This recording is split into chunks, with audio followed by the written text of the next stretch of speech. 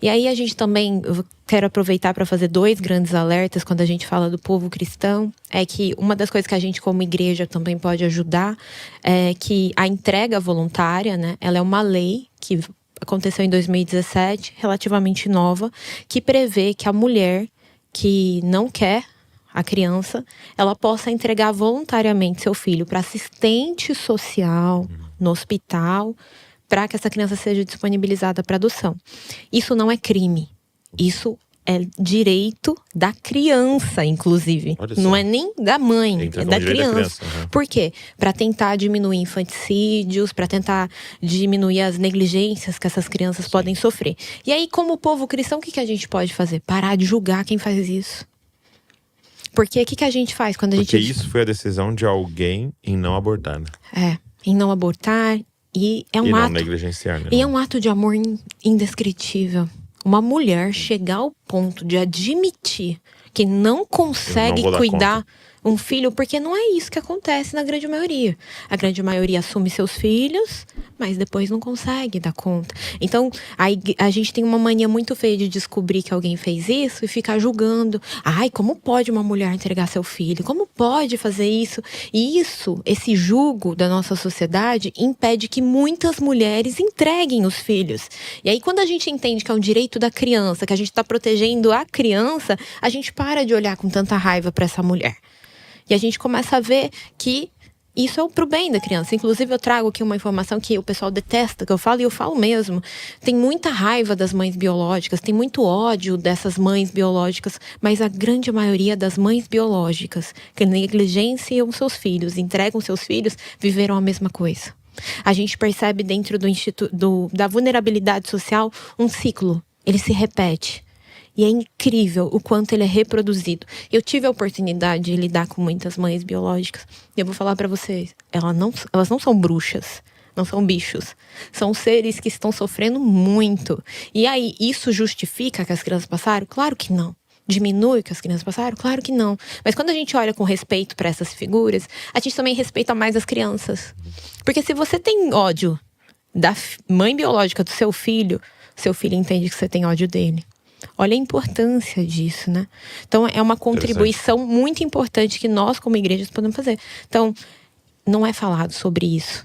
Então, tem que falar. Entrega voluntária é lei, é direito da criança.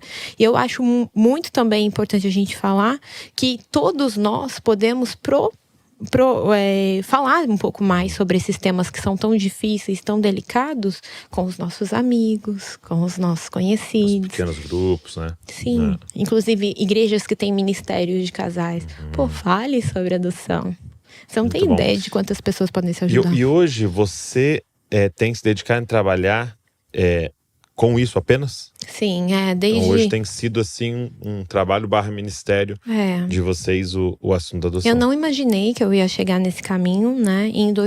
Quando eu comecei em 2021, eu estava só na minha casa, cuidando dos meus filhos. Eu tinha parado até o meu doutorado por conta disso. Eu cheguei a concluir o meu doutorado. Foi um momento de muita alegria. Meus filhos estavam lá festejando comigo. E aí, depois disso, o Instagram cresceu. E eu cheguei em lugares que eu nunca imaginei que chegaria. Então, a gente já teve a honra de ir em todas as emissoras de TV. A gente participou até de um reality show. É mesmo? Que fomos super julgados. As pessoas, vocês no reality. E que foi... Deus fez assim uma coisa que depois as pessoas ficaram muito encantadas. E Deus tem feito uma coisa linda através da nossa história. Que embora a gente não fique falando de Deus no Instagram, as pessoas falam... Eu vejo Deus na história de vocês. Então, hoje é o que eu faço. O Instagram também me deu muita oportunidade de trabalho.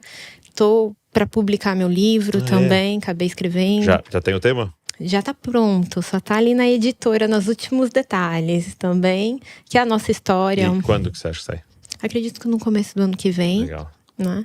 Temos planos de mais livros. A minha filha tem o plano de escrever um livro. A Flávia, acho que se der certo vai ser o melhor. É o dela. Sim, a visão dela. E aí hoje você falou várias vezes durante a entrevista de eu já atendi. Hoje você faz atendimentos para o pessoal que está nos ouvindo, né? Eu sou palestrante, então eu tô sempre em algum grupo de apoio à adoção. E de início, eu cuidava de muitas famílias via rede social. Hoje eu já não tô fazendo tanto, né? Porque é uma complexidade muito grande, você tem que ter uma dedicação muito grande com as famílias. E aí, como a gente tá muito grande, às vezes eu não consigo dar atenção para todo mundo. Sim.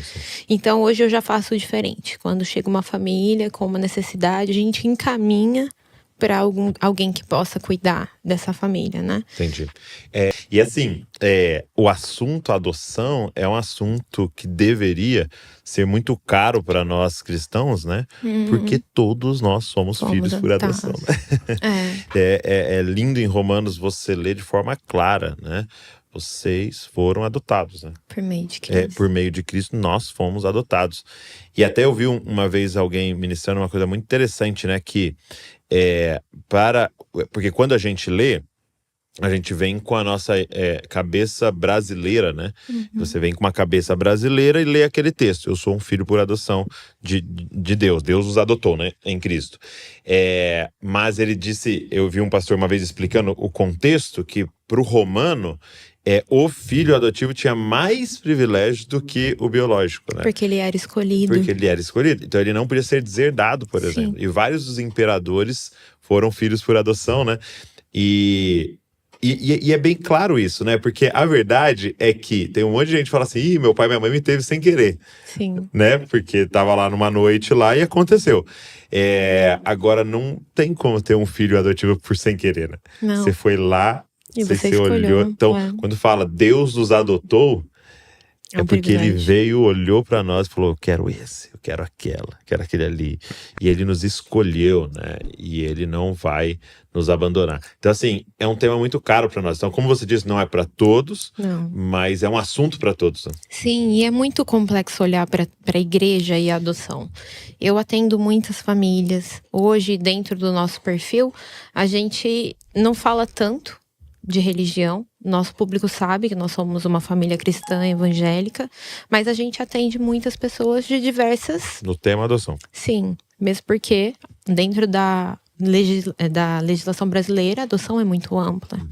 E eu recebo muitos relatos. Então, eu já recebi relatos de pessoas que falam assim: fui apresentar o meu filho para o pastor, e o pastor falou na frente da criança: cuidado com o que você está levando para dentro da sua casa. Eu já cheguei na igreja e falei: estou na fila de adoção, e as irmãs se reuniram para fazer uma vigília em prol da minha fertilidade. E muitas pessoas vão sendo machucadas por isso.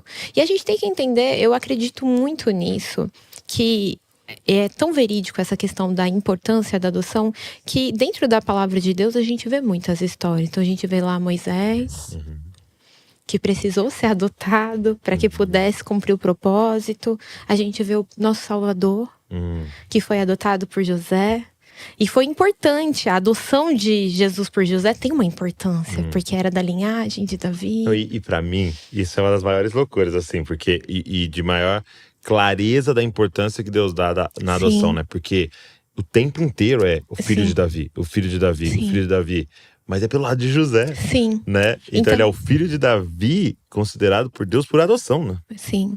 Eu acredito muito que Deus está tentando movimentar esse tema dentro das igrejas, porque se você me conversasse comigo há 2 anos atrás, eu teria muitas histórias negativas para te contar.